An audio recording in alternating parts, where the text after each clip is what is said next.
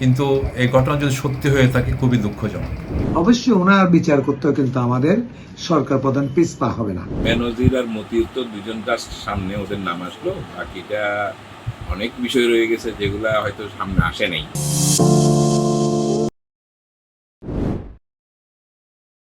সরকার যেহেতু জিরো টলারেন্সে আছে দুর্নীতির বিরুদ্ধে, এদের বিরুদ্ধে অবশ্যই ব্যবস্থা নেবে। তো সেই বিষয়গুলো আসলে দুদক তদন্ত করতেছে, অনুসন্ধান করতেছে। তো উনি ওই রিপোর্টটা না আসা পর্যন্ত কিছু বলা যাচ্ছে না, কিন্তু এই ঘটনা যদি সত্যি হয়ে থাকে খুবই দুঃখজনক। বেনজির আর মতিউর তো দুজন জাস্ট সামনে ওদের নাম আসলো, বাকিটা অনেক বিষয় রয়ে গেছে যেগুলা হয়তো সামনে আসে নাই। আজকে বহু বছর ধরে তো আমরা বিভিন্ন রাজনৈতিক দল আছে, যারা বিরোধী দল আছে, সবাই কিন্তু বলেই আসছে যে দেশের অবস্থাটা কি। এটা তো আসলে গভর্নমেন্টের, আমি মনে করি গভর্নমেন্টের একটা সৃষ্টি, গভর্নমেন্টের আশকারাবে বা ওনাদের লাইফে এই জিনিসটা হয়েছে।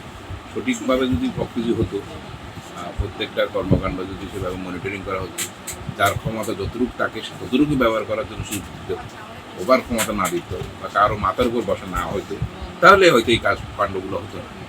একবারও তো বলে নাই যে না, বেনজিরের যে বিরুদ্ধে যে অভিযোগটা আসছে সেটা তদন্ত করা যাবে না, বা মতিউরের বিরুদ্ধে যে অভিযোগটা আসছে সেটা তদন্ত করা যাবে না। সরকার কিন্তু সাথে সাথে অ্যাকশন নিচ্ছে।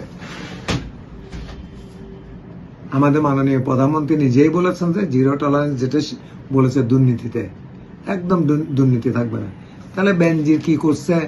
বেনজির একটা প্রশাসন, একটা দায়িত্বে ছিলেন, সেই দায়িত্বে থাকা অবস্থায় উনি যদি অবৈধ সম্পদের মালিক হয়ে থাকে, অবশ্যই ওনার বিচার করতেও কিন্তু আমাদের সরকার প্রধান পিছপা হবে না। সচেতন নাগরিক হিসেবে আমরা অবশ্যই তাকে সমর্থন করতে পারি না। তারা যে অবৈধ সম্পদের পাহাড় করেছে তার বিরুদ্ধে সরকার এত কঠোর অবস্থান নিয়েছে, এবং আপনারা ইতিমধ্যে দেখেছেন যে তাদের কিছু কিছু সম্পদ রোকাদেশ দিয়ে দেওয়া হয়েছে। আমরা মনে করি সরকার যেহেতু জিরো টলারেন্সে আছে দুর্নীতির বিরুদ্ধে, এদের বিরুদ্ধে অবশ্যই ব্যবস্থা নেবে। এক্ষেত্রে আমি মনে করি যে মতিউর বেনজিনা, এক্ষেত্রে আমি মনে করি যে বাংলাদেশে আরও বিভিন্ন জায়গায় বিভিন্ন বড় বড় পোস্টে আছেন, তাদের বিষয়গুলো গোপনে তদন্ত করে অনুসন্ধান করে তাদের বিষয়গুলো উন্মোচন করে সরকার ব্যবস্থা নেবে। বিরুদ্ধে যারা দুর্নীতি, তো যখন যেভাবে হবে দুর্নীতি এই ধরনের বিষয় যেহেতু সামনে এসছে, আমার মনে হয় তাদের বিরুদ্ধে কঠোর ব্যবস্থা নিতে হবে। ব্যবস্থা নিয়ে কিছু যদি দৃষ্টান্তমূলক ব্যবস্থা নেওয়া হয়, তাহলে তারা দেখা যাবে যেগুলো থেকে যারা ভবিষ্যতে যারা এই ধরনের চিন্তাভাবনা আছে তারাও সরে দাঁড়াবে বলে আমি মনে করি। এখানে আপনি যদি শুধুমাত্র একজন বেনজিরকে দোষ দেন বা একজন ছাগলকাণ্ড ঘটালেন ওনাকে দোষ দেন, এটা কোনো হতে পারে।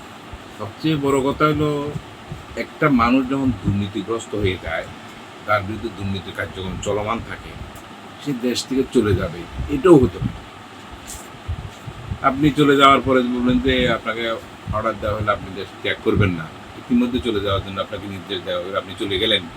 চলে যাওয়ার সময় তো পুলিশ বসে থাকে প্রত্যেকটা পোস্ট, সেটা স্থলবন্দর বলেন, বিমানবন্দর বলেন, প্রত্যেকটা বন্দরেই পুলিশ কোয়ারি থাকে।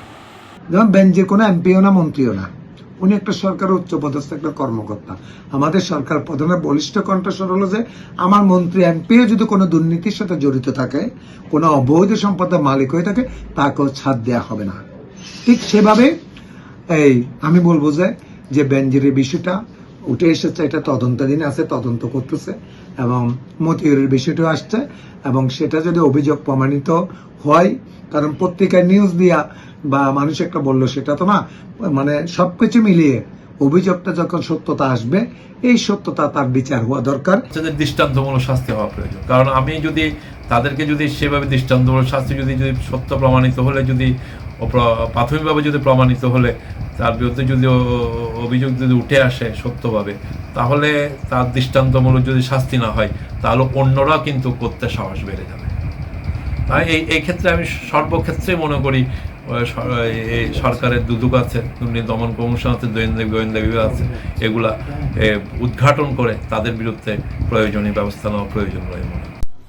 আমাদের মাননীয় প্রধানমন্ত্রী জননেত্রী শেখ হাসিনা কিন্তু সেদিন সংসদের বাজেটের সাধারণ আলোচনায় কিন্তু বলেছেন, সে যেই হোক দুর্নীতি করলে কিন্তু তাকে রক্ষা নেই। এতে করে সকল দুর্নীতিবাজরা কিন্তু সাবধান হয়ে যাওয়া উচিত। আমাদের মাননীয় প্রধানমন্ত্রী যেহেতু বলেছেন রাষ্ট্রের সর্বোচ্চ ব্যক্তি, আমাদের জনগণকেও সোচ্চার হতে হবে এই দুর্নীতির বিপক্ষে। যেখানেই দুর্নীতি সেখানে যাতে আমরা এটা প্রতিবাদ করি।